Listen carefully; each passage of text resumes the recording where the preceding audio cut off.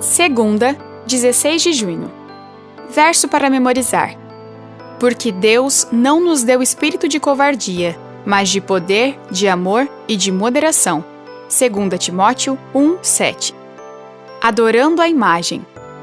Por mais leal que o rei tivesse sido a Daniel e ao seu Deus, porque havia ficado impressionado com a revelação do mistério, isso não durou muito. Ouça Daniel 3, 1-12. O rei Nabucodonosor fez uma imagem de ouro que tinha 27 metros de altura e 2,70 metros de largura, que ele levantou na planície de Dura, na província da Babilônia. Então o rei Nabucodonosor mandou reunir os sátrapas, os prefeitos, os governadores, os juízes, os tesoureiros, os magistrados, os conselheiros e todos os oficiais das províncias, para que viessem à dedicação da imagem que o rei Nabucodonosor tinha levantado. Então se reuniram os sátrapas, os prefeitos, os governadores, os juízes, os tesoureiros, os magistrados, os conselheiros e todos os oficiais das províncias para a dedicação da imagem que o rei Nabucodonosor tinha levantado, e ficaram em pé diante da imagem que Nabucodonosor tinha levantado. Nisto, o arauto proclamou em alta voz: Ordena-se a vocês, pessoas de todos os povos, nações e línguas, que no momento em que ouvirem o som da trombeta, da flauta, da harpa, da cítara, da lira, da gaita de foles e de todo tipo de música, vocês se prostrem e adorem a imagem de ouro que o rei Nabucodonosor levantou. Quem não se prostrar e não a adorar, será no mesmo instante lançado na fornalha de fogo ardente. Assim, quando ouviram o som da trombeta, da flauta, da harpa, da cítara, da lira e de todo tipo de música, pessoas de todos os povos, nações e línguas se prostraram e adoraram a imagem de ouro que o rei Nabucodonosor tinha levantado.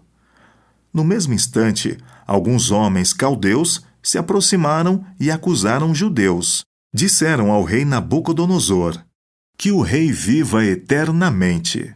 O Senhor, ó rei, baixou um decreto ordenando que todo homem que ouvisse o som da trombeta, da flauta, da harpa, da cítara, da lira, da gaita de foles e de todo tipo de música deveria se prostrar e adorar a imagem de ouro, e que todo aquele que não se prostrasse e não adorasse seria lançado na fornalha de fogo ardente. Há uns homens judeus que o Senhor, ó rei, pôs como administradores da província da Babilônia, Sadraque, Mesaque e Abednego. Esses homens fizeram pouco caso do Senhor, ó rei. Não prestam culto aos deuses do rei, nem adoram a imagem de ouro que o Senhor levantou. Pergunta 2. A estátua era toda de ouro e o rei exigiu que ela fosse adorada. Qual é a relevância desses fatos? O rei ressaltou seu desafio à mensagem dada por Deus construindo uma estátua inteiramente de ouro. Que ideia ele queria transmitir com isso? Babilônia jamais cairia e Nabucodonosor sempre seria rei. E quem ousasse desafiar essa ideia seria morto. Isso é um forte lembrete de que o desejo humano por autodeterminação pode nos cegar para a verdade sobre como o grande conflito se desenrolará. Nabucodonosor revela características de Lúcifer. Ele era ambicioso, presunçoso e orgulhoso o suficiente para se rebelar contra a autoridade de Deus. Naturalmente, existem diferenças marcantes. Nabucodonosor, depois, expressou fé em Deus, e é provável que o encontremos no reino que ele inicialmente desafiou. Ouça Daniel 3, 17 e 18. Se o nosso Deus a quem servimos quiser livrar-nos, ele nos livrará da fornalha de fogo ardente e das suas mãos, ó rei.